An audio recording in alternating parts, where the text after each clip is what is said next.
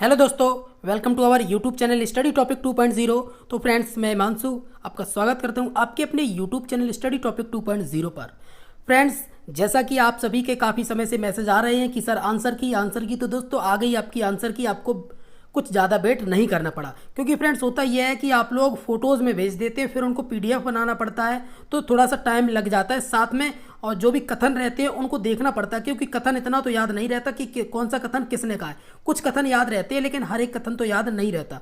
ठीक है फ्रेंड्स, और भी आपके क्वेश्चंस जो रहते हैं जिन्हें देखना पड़ता है। कहीं बाई चांस वो अगर मैं आपको गलत आंसर की दे दूंगा तो आप कहेंगे कि सर आपने गलत करा दिया।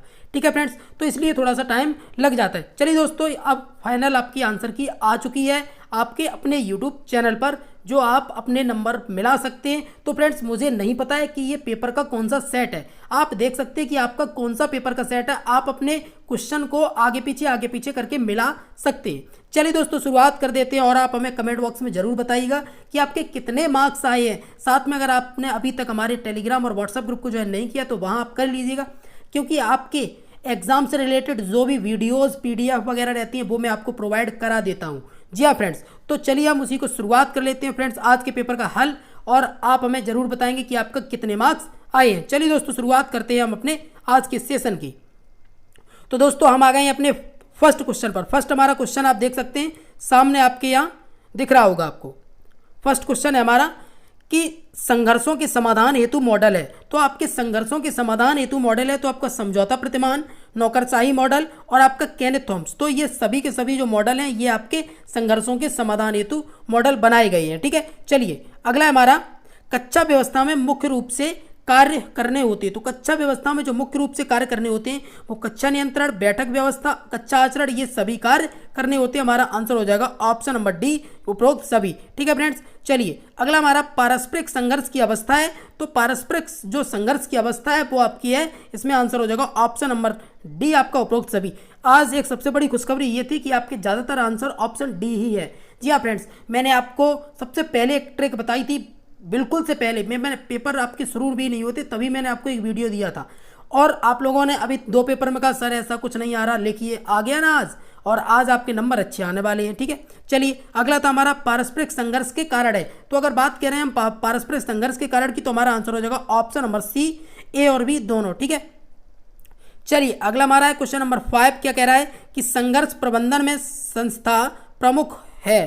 तो देखिए संस्था प्रमुख क्या है, तो आप यहाँ देख सकते हैं कि हमारे जो ऑप्शंस हैं वो यहाँ पर है। ठीक है, तो हमारा आंसर हो जाएगा इसमें ऑप्शन नंबर डी, उपरोक्त सभी। ठीक है, चलिए अगला हमारा प्रश्न नंबर 6। क्या कह रहा है कि 2 या 2 से अधिक व्यक्तियों या समूहों के मध्य परस्पर समझौता न होना ही संघर्ष है, क्योंकि प्रत्येक व्यक्ति या व्यक्तियों का समूह अपने उद्देश्यों या विचारों की दूसरों से स्वीकृति चाहता है। तो यह बात किसने कही है, तो इसका हमारा आंसर है ऑप्शन नंबर सी, आपका मॉर्टन ड्यूस। ठीक है, हमारा आंसर है ऑप्शन नंबर सी। चलिए हमारा अगला है अंतर्द्वंद के प्रबंधन का सिद्धांत है। तो अंतर्द्वंद की बात करें, अंतर्द्वंद का मतलब ही आपका संघर्ष होता है, तो इसमें भी आपका आंसर हो जाएगा ऑप्शन नंबर डी, आपका ये सभी। ठीक है, चलिए हमारा अगला है अंतर्द्वंद के स्रोत हैं। तो अंतर्द्वंद के जो आपके स्रोत हैं वो आपके ये दोनों हैं, अनाश्रित बनाम आश्रितता और सहयोग बनाम प्रतिस्पर्धा। हमारा आंसर हो जाएगा ऑप्शन नंबर सी। ठीक है, चलिए अगला हमारा क्वेश्चन नंबर 9 है कि अंतर्द्वंद के प्रकार हैं। तो ये वाले मैंने आपको जो लास्ट टाइम पीडीएफ और वीडियो दी थी, अगर आप वो आपने सिर्फ 2 वीडियो और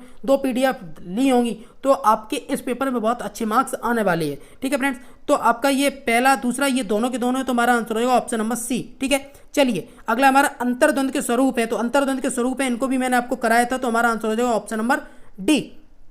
चलिए अगला हमारा द्वंद का अर्थ होता है। तो द्वंद का अर्थ होता है आपका क्या, संघर्ष। ठीक है, कक्षा प्रबंधन के पक्षों को कितने विभाजित कर सकते हैं, मतलब कितने भागों में विभाजित कर सकते हैं। हमारा क्वेश्चन नंबर 12 का आंसर है ऑप्शन नंबर ए, 3 विभागों में। ठीक है, चलिए हमारा अगला है कक्षा कक्ष प्रबंधन के उद्देश्य हैं। कक्षा कक्ष में समस्त सुविधाओं से परिपूर्ण बनाना, शिक्षण अधिगम प्रक्रिया को सरल एवं प्रभावशाली बनाना, अधिगम को स्थायी बनाना। तो हमारा क्वेश्चन नंबर 13 का आंसर हो जाएगा ऑप्शन नंबर डी। ठीक है, चलिए अगला आपका कक्षा कक्ष प्रबंधन के सिद्धांत है। तो आपके जो कक्षा कक्ष प्रबंधन है इसके जो सिद्धांत है वो है आपके ऑप्शन नंबर बी, समझ एवं स्वीकृति। आंसर हो जाएगा आपका ऑप्शन नंबर बी। चलिए अगला है आपका कक्षा कक्ष प्रबंधन को प्रभावित करने वाले कारक हैं। तो कक्षा कक्ष प्रबंधन को प्रभावित करने वाले जो आपके कारक हैं वो आपके ये सभी हो जाएंगे ऑप्शन नंबर डी। ठीक है। अगला आपका है 60 नंबर, कच्चा प्रबंधन के आयाम है। तो कच्चा प्रबंधन के आपकी आयाम की बात करें तो आपके ये सभी आयाम है, आंसर हो जाएगा ऑप्शन नंबर डी। ठीक है, चलिए अगला हमारा क्वेश्चन नंबर 17 क्या कह रहा है कि प्रबंधकीय कौशल कितने प्रकार का होता है। बात कर रहे हैं प्रबंधकीय कौशल की, तो हमारा आंसर है इसमें ऑप्शन नंबर डी, ये सभी प्रकार के आपके प्रबंधकीय कौशल होते हैं। ठीक है, चलिए अगला हमारा शैक्षिक प्रशासन को नेतृत्व शैलियों की दृष्टि से कितने भागों में बांटा जा सकता है। तो आपका 18 का आंसर हो जाएगा ऑप्शन नंबर सी, 4 भागों में। ठीक है, 4 भागों में आपका बांटा जा सकता है। चलिए अगला आपका विद्यालय प्रबंधन के स्तर है। तो विद्यालय प्रबंधन के आपके स्तर हैं, आप देख सकते हैं कि केंद्रीय स्तर भी होता है, राज्य स्तर, स्थानीय स्तर। तो हमारा आंसर हो जाएगा ऑप्शन नंबर डी, उपरोक्त सभी। ठीक है, चलिए क्वेश्चन नंबर 19 अगला हमारा क्वेश्चन नंबर 20 क्या कह रहा है कि विद्यालय प्रबंधन के उपागम है। तो विद्यालय प्रबंधन के जो आपके उपागम है वो आपके ये सभी आंसर हो जाएगा ऑप्शन नंबर डी। ठीक है, चलिए अगला है फ्रेंड्स, यहाँ आप डिस्कस नहीं कर सकते हैं क्योंकि इतना ज़्यादा टाइम नहीं है। ठीक है, आपको भी नहीं सुनना है क्योंकि आपका पेपर हो गया, अब आपको तो चिंता है ही नहीं। ठीक है, अगला हमारा प्रभावपूर्ण विद्यालय प्रबंधन का सिद्धांत है। तो प्रभावपूर्ण विद्यालय का आपका जो सिद्धांत है वो आपके ये सभी आंसर हो जाएगा ऑप्शन नंबर डी। ठीक है, चलिए अगला हमारा क्वेश्चन नंबर 22 क्या कह रहा है। 22 देखते हैं, 22 है हमारा प्रयोगशाला के प्रबंधन के क्या लाभ है। तो प्रयोगशाला के प्रबंधन के ये सभी लाभ है, हमारा आंसर हो जाएगा ऑप्शन नंबर डी। हमारा अगला है मानवीय संसाधन के प्रबंध के क्या उद्देश्य हैं। तो फ्रेंड्स आपका इस तरीके से लोगों ने पेपर भेजे हैं कि एक सही से पीडीएफ भी नहीं बनाई पाई। ठीक है, चलिए यहाँ हम ऑप्शन देख लेते थे कि मानव संसाधन के प्रबंधन के क्या उद्देश्य हैं। तो हमारा इसमें जो आंसर है वो हमारा आंसर है option number C. Option number C, A और बी ये दोनों के दोनों हमारा आंसर हो जाएगा ऑप्शन नंबर सी। ठीक है, चलिए अगला हमारा 24 नंबर है, क्या कह रहा है कि पुस्तकालय क्यों महत्वपूर्ण है। तो आंसर हो जाएगा ऑप्शन नंबर डी आपका। ठीक है, चलिए अगला हमारा खेल के मैदान तथा छात्रावास में बालक के एक दूसरे से जो पाठ सीखते हुए विद्यालय में सीखे हुए पाठों से 100 गुना अधिक उपयोगी है, ये बात किसने कही है। तो हमारा आंसर हो जाएगा इसमें option number C. Option number C ये रूसो ने कहा है। चलिए हमारा अगला है भौतिक संसाधन प्रबंधन की विशेषता है। तो भौतिक संसाधन प्रबंधन की विशेषता आंसर हो जाएगा ऑप्शन नंबर डी। अगला है आपका क्वेश्चन नंबर 27 क्या कह रहा है। देखिए क्वेश्चन नंबर 27 है कि प्रजातांत्रिक विद्यालय प्रबंधन के सिद्धांत है। तो प्रजातांत्रिक विद्यालय के प्रबंधन के आपके जो सिद्धांत है वो आपके ये सभी आंसर हो जाएगा ऑप्शन नंबर डी। ठीक है, चलिए अगला आपका उत्तम कक्षा प्रबंधन हेतु शिक्षक का दायित्व है। तो शिक्षक का क्या दायित्व है, आपका क्वेश्चन नंबर 28 का आंसर हो जाएगा ऑप्शन नंबर डी, उपरोक्त सभी। ठीक है, चलिए अगला हमारा राष्ट्रीय शिक्षा नीति 1986 के अनुसार शैक्षिक प्रशासन की सिफारिशें थी। तो क्या सिफारिशें थी, तो हमारा 29 का आंसर हो जाएगा ऑप्शन नंबर ए, केंद्रीय मानव संसाधन मंत्रालय के विभागों को सुदृढ़ करना। ठीक है, अगला हमारा विद्यालय प्रबंधन मानवीय एवं भौतिक संसाधनों से उद्देश्यों की प्राप्ति के लिए समन्वय करना है, ये किसने कहा है। तो हमारा इसका आंसर हो जाएगा ये जो 30 नंबर है इसका हमारा आंसर है ऑप्शन नंबर सी, जेबी सीयर्स। ठीक है, चलिए अगला आपका है 31 क्या कह रहा है कि भौतिक संसाधन है। तो आपके भौतिक संसाधन ये सभी हो जाएंगे, आंसर हो जाएगा ऑप्शन नंबर डी। अगला आपका है 32 आपका मानव संसाधन है। तो मानव संसाधन आपके कौन कौन से, ये सभी आपके मानव संसाधन है, आंसर हो जाएगा ऑप्शन नंबर डी, 32 का बी डी। ठीक है, अगला आपका 33 पुस्तकालय विद्यालय का हृदय है, यह किसका कथन है। तो ये जॉन डीवी का कथन है, आंसर हो जाएगा आपको ऑप्शन नंबर बी।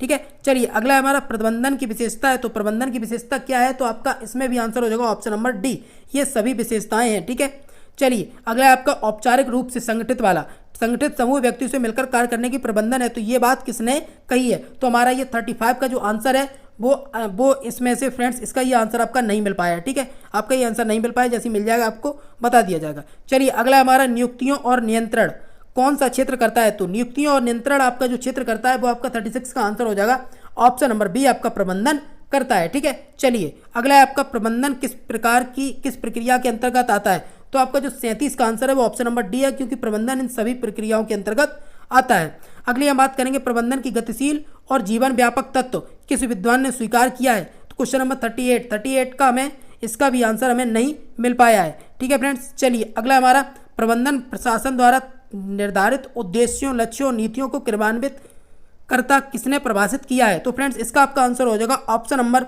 सी, FW टेलर। ठीक है, आपका आंसर हो जाएगा ऑप्शन नंबर सी। चलिए अगला आपका प्रबंधन के मुख्य कार्य है 40 का आपका आंसर है ऑप्शन नंबर ए, नियोजन।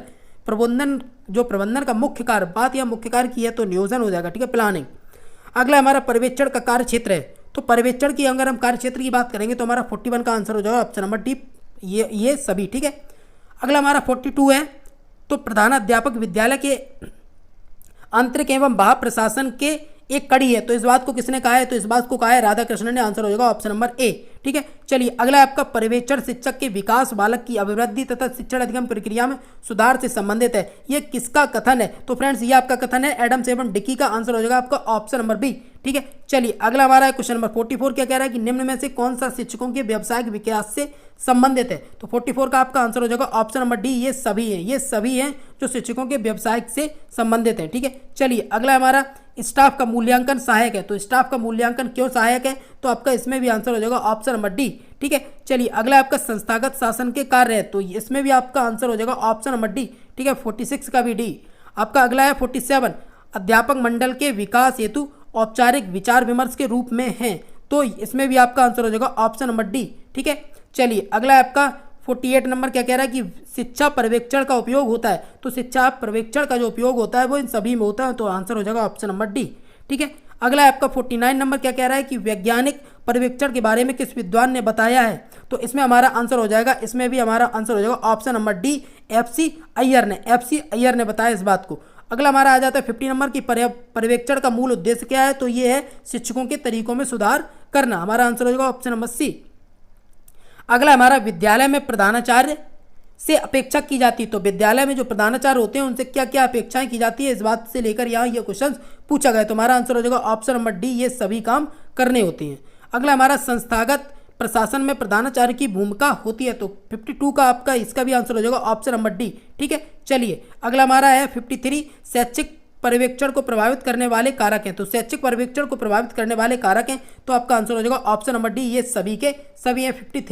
53 में सॉरी एक सेकंड, इसमें शैक्षिक पर्यवेक्षण की बात करें तो इसमें आंसर है आपका ऑप्शन नंबर ए, शिक्षक। ठीक है, चलिए अगला है आपका पर्यवेक्षण का उद्देश्य शिक्षण का विकास है। ये बात किसने कही है? तो 54 का आपका आंसर हो जाएगा ऑप्शन नंबर बी, ये बर्टन ने कहा है। चलिए अगला हमारा है पर्यवेक्षण उत्तम शिक्षण अधिगम की स्थिति को विकसित करने की सहायक प्रक्रिया है। इसको किसने परिभाषित किया है? तो आपका आंसर हो जाएगा ऑप्शन नंबर सी, एडम्स एवं डिकी ने। ठीक है, चलिए अगला आपका शैक्षिक पर्यवेक्षण के प्रमुख कार्य हैं। तो शैक्षिक पर्यवेक्षण की अगर हम बात करेंगे तो इसके प्रमुख कार्य आपके उपरोक्त सभी है। ठीक है, चलिए अगला आपका आ गया 57 नंबर है, शैक्षिक पर्यवेक्षण का क्षेत्र है। तो शैक्षिक पर्यवेक्षण का जो आपका क्षेत्र है ये आपके सभी है। तो आंसर हो जाएगा ऑप्शन नंबर डी। अगला आपका शैक्षिक पर्यवेक्षण की आवश्यकता है। तो 58 का आपका आंसर हो जाएगा ऑप्शन नंबर डी, उपरोक्त सभी। चलिए अगला आपका है भारत में पर्यवेक्षण का प्रादुर्भाव कब हुआ? तो अगर बात की जाए यहाँ पर तो इसमें हमारा आंसर हो जाएगा ऑप्शन नंबर ए, पाश्चात्य शिक्षण प्रणाली के अनुकरण के बाद। 59 का आपका ए हो जाएगा। ठीक है, अगला आपका 60 पर्यवेक्षण का तात्पर्य है। तो पर्यवेक्षण का तात्पर्य ही आपका ये है। तो आपका आंसर हो जाएगा ऑप्शन नंबर सी, ये दोनों के दोनों। ठीक है, चलिए अगला आपका है ऑपरेशन ब्लैकबोर्ड योजना कब लागू की गई? तो 87-88 आपको ये मैंने कम से कम 20 बार बताया होगा। ठीक है, चलिए अगला है आपका केंद्रीय शिक्षा सलाहकार बोर्ड की स्थापना सर्वप्रथम कब हुई? तो 1921 में हुई। ठीक है, आंसर हो जाएगा ऑप्शन नंबर ए। चलिए अगला आपका राष्ट्रीय शैक्षिक योजना एवं प्रशासन संस्थान कहाँ स्थित है? तो ये आपका नई दिल्ली में। आंसर हो जाएगा ऑप्शन नंबर बी। अगला आपका राष्ट्रीय अनुसंधान प्रशिक्षण परिषद मतलब NCERT की स्थापना सन 1961, ऑप्शन नंबर ए। अगला हमारा जिला शिक्षा एवं प्रशिक्षण संस्थान का दायित्व किसका होता है? तो इसमें हमारा आंसर हो जाएगा ऑप्शन नंबर डी, ये सभी। ठीक है, चलिए अगला हमारा शिक्षा का उत्तरदायित्व है। तो शिक्षा का उत्तरदायित्व दोनों का है, ये केंद्र और राज्य। ठीक है, तो इसमें हमारा आंसर हो जाएगा ऑप्शन नंबर ए भी, दोनों। क्योंकि आपकी केंद्र सरकार भी चाहती है कि बच्चे, अगर हम बात करें तो पूर्ण रूप से मतलब पहले ये सभी कुछ राज्यों के हाथ में था सन 1976 से पहले। ठीक है, जब 42वां संविधान संशोधन हुआ उसके बाद ये राज्य और स्टेट मतलब केंद्र के ये दोनों के अंडर में आ गया, क्योंकि ये समवर्ती सूची में शामिल कर दिया गया। चलिए अगला हमारा 67 नंबर का है कि इनमें से कौन सा केंद्रीय विश्वविद्यालय है? तो आपका है ऑप्शन नंबर बी, इलाहाबाद विश्वविद्यालय आपका सेंट्रल यूनिवर्सिटी है। ठीक है, चलिए अगला आपका है अखिल भारतीय प्राथमिक शिक्षा परिषद की स्थापना कब की गई? तो आपका आंसर है ऑप्शन नंबर ए, 1945 में की गई। 1945 में 68 का आपका ऑप्शन नंबर ए। ठीक है, चलिए अगला आपका केंद्रीय माध्यमिक शिक्षा बोर्ड की स्थापना कब की गई? तो इस क्वेश्चन को भी मैंने आपको बहुत अच्छे से कराया था। तो आपका आंसर है ऑप्शन नंबर बी, 1952 में। ठीक है, अगला आपका राष्ट्रीय शिक्षक शिक्षा परिषद को संवैधानिक स्तर कब मिला? तो ये आपको संवैधानिक स्तर की बात करें तो 1993 में मिला, लेकिन अगर स्थापना की बात करते तो 1995 हो जाता। और अगर बात करते हैं कि इसकी शुरुआत कब हुई तो 1973 में। ठीक है, इसको मैंने कई बार आपको कम से कम 10 से 20 बार बताया होगा। अगला हमारा भारत में कितने क्षेत्रीय शिक्षा कॉलेज हैं? तो आपके 5 शिक्षा क्षेत्रीय कॉलेज हैं। ठीक है, चलिए अगला आपका 72 शैक्षिक प्रशासन वस्तुओं के साथ साथ मानवीय संबंधों की व्यवस्था से संबंधित है, ये किसने कहा है? तो 72 का आपका आंसर हो जाएगा option number B, SN Mukherjee ने इस बात को कहा है। चलिए अगला आपका शिक्षा प्रशासन के मुख्य कार्य क्या है, तो शिक्षा प्रशासन के आपके मुख्य कार्य हैं, आंसर हो जाएगा ऑप्शन नंबर डी। ठीक है, चलिए अगला है आपका क्वेश्चन नंबर 74, शैक्षिक प्रशासन प्रक्रिया में विश्लेषण हेतु पोस्टगॉर्ब सूत्र किसने दिया, तो पोस्टगॉर्ब सूत्र आपका लूथर गुलिक ने दिया। जो हमारे पेड स्टूडेंट हैं या यदि आपने यूट्यूब पर हमारी पुरानी वीडियो जो मैंने आपको शेयर की थी, अगर आपने उनको भी देखा होगा तब आपको इसका आंसर वहाँ मिला होगा। अगर आपने नहीं देखा होगा तो आपको आंसर इसमें नहीं मिला होगा। ठीक है, चलिए अगला हमारा वैज्ञानिक प्रशासन का आधार क्या था, तो वैज्ञानिक प्रशासन का जो आपका आधार है वो आपका ऑप्शन नंबर डी ये सभी थे। ठीक है, चलिए अगला आपका 76 नंबर क्या कह रहा है, भारत में आधुनिक शिक्षा का जनक कौन है, तो भारत में आधुनिक शिक्षा का जनक है आपका चार्ल्स ग्रांट। ठीक है, चलिए अगला आपका शैक्षिक प्रशासन के क्या उद्देश्य, 77 नंबर का आंसर है आपका ऑप्शन नंबर डी उपरोक्त सभी। चलिए अगला हमारा है 78, शिक्षा प्रशासन का संक्रमण काल कब से कब तक माना जाता है, तो 1930 से 1950 तक। वैसे आपका 1935 से 1950 तक है। अगर जो हमारे पेड स्टूडेंट थे उनके पास PDF गई थी, अगर उन्होंने इसको देखा होगा तो उनका ये आंसर सही हो गया होगा। साथ में मैंने यूट्यूब पर तो इसकी वीडियो बहुत पहले ही अपलोड कर दी थी। ठीक है, चलिए अगला आपका प्रशासन की भांति शैक्षिक प्रशासन 5 तत्वों नियोजन, संगठन, आदेश, समन्वय तथा नियंत्रण की एक प्रक्रिया है। ये किसने परिभाषित किया है, तो 79 नंबर का हमारा आंसर है option number B JB Sears ने।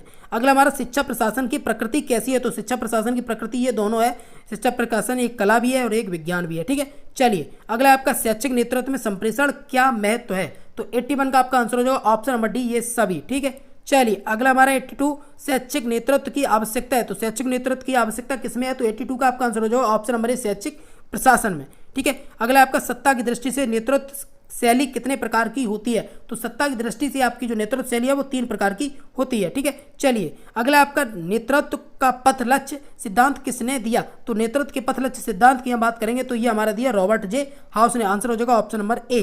अगला आपका प्रबंधन ग्रिड संकल्पना का विकास किसने किया, तो 85 का आपका आंसर हो जाएगा ऑप्शन नंबर ए रॉबर्ट R ब्लैक एवं जैन S मार्टन ने इसका प्रबंधन ग्रिड संकल्पना का विकास किया था। अगला आपका प्रभावी शिक्षक नेतृत्व के विकास की सोपान है, तो 86 का आपका आंसर हो जाएगा ऑप्शन नंबर डी उपरोक्त सभी। ठीक है, चलिए अगला हमारा है 87 संप्रेषण के प्रकार है, तो ये सभी के सभी आपके संप्रेषण के प्रकार हैं। अगला आपका शैक्षिक नेतृत्व एक प्रक्रिया है जिसमें नेता अपने समूह के निर्देशन करने में पहल करता है, तो इस बात को किसने कहा है, तो हमारा 88 का आंसर हो जाएगा ऑप्शन नंबर ए बोल्स ने कहा है, ये बात बोल्स ने कही है। अगला आपका एल्गोरिदम एक संप्रेषण आव्यूह है, तो ये मौखिक है क्योंकि एल्गोरिदम जो होता है वो आपको दिखता नहीं है। ठीक है, लिखित नहीं होता है। चलिए अगला आपका शैक्षिक नेतृत्व में दल निर्माण का क्या महत्व है, तो 90 का आपका आंसर हो जाएगा ऑप्शन नंबर डी। ठीक है, ऑप्शन नंबर डी आपका।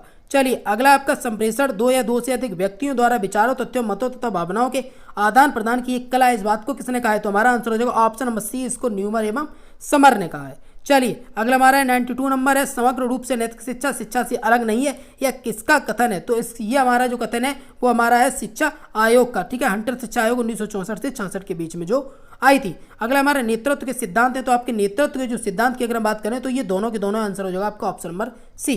अगला आपका है 94 नंबर प्रभावी नेता के महत्वपूर्ण गुण है, तो प्रभावी नेता के आपके जो महत्वपूर्ण गुण हैं वो आपके ये सभी आंसर हो जाएगा ऑप्शन नंबर डी। अगला आपका शैक्षिक नेतृत्व का कार्यक्षेत्र है, तो 95 का भी आपका आंसर हो जाएगा ऑप्शन नंबर डी। ठीक है, अगली हम बात करेंगे शैक्षिक नेतृत्व के लक्षण है, तो ये भी आपका आंसर हो जाएगा ऑप्शन नंबर डी। अगला हमारा 97 नंबर है, इसको क्या कह रहा है कि एक नेता कार्य करता है, तो इसका भी आंसर हो जाएगा ऑप्शन नंबर डी। अगला हमारा 98 का है, क्या है कि नेतृत्व के प्रकार हैं, तो ये भी हमारा आंसर हो जाएगा ऑप्शन नंबर डी, क्योंकि पदजनित, व्यक्तिजनित और कार्यजनित ये सभी है। अगला हमारा नेतृत्व संगठन में व्यक्तियों के साथ काम करने, उनको प्रेरित करना तथा विकसित करने की प्रक्रिया, ये कथन किसका है, तो 99 का आपका आंसर हो जाएगा option number A Stephen J नेचविच का। ठीक है, चलिए अगला आपका नेतृत्व का अर्थ है, तो नेतृत्व का अर्थ ये सभी के सभी, तो आंसर हो जाएगा आपका ऑप्शन नंबर डी। तो फ्रेंड्स आज के इस वीडियो को मैंने अच्छी तरीके से अपने पेपर जो 3rd था उसको सॉल्व कर दिया है। तो फ्रेंड्स आप हमें कमेंट सेक्शन में जरूर बताइए कि आपके कितने मार्क्स बने हैं। दोस्तों अगर आपकी कोई क्वेरी हो तो आप कमेंट बॉक्स में पूछ सकते हैं। टेलीग्राम एंड व्हाट्सएप ग्रुप को ज्वाइन कर लीजिए, जिससे आपको पेपर 4 से रिलेटेड सभी इंपॉर्टेंट नोट्स और वीडियोस भेज दिए जाएं, जो आप आसानी से देख सकें और अपने 4th पेपर की बेहतर से बेहतर तैयारी कर सकें। तो फ्रेंड्स ये सेशन आपको कैसा लगा आप हमें कमेंट सेक्शन में जरूर बताइएगा। साथ भी अगर चैनल पर नए हैं तो चैनल को सब्सक्राइब जरूर कर लीजिए। चलिए फ्रेंड्स मिलते हैं हम अगले वीडियो में, तब तक नमस्कार, bye bye and take care.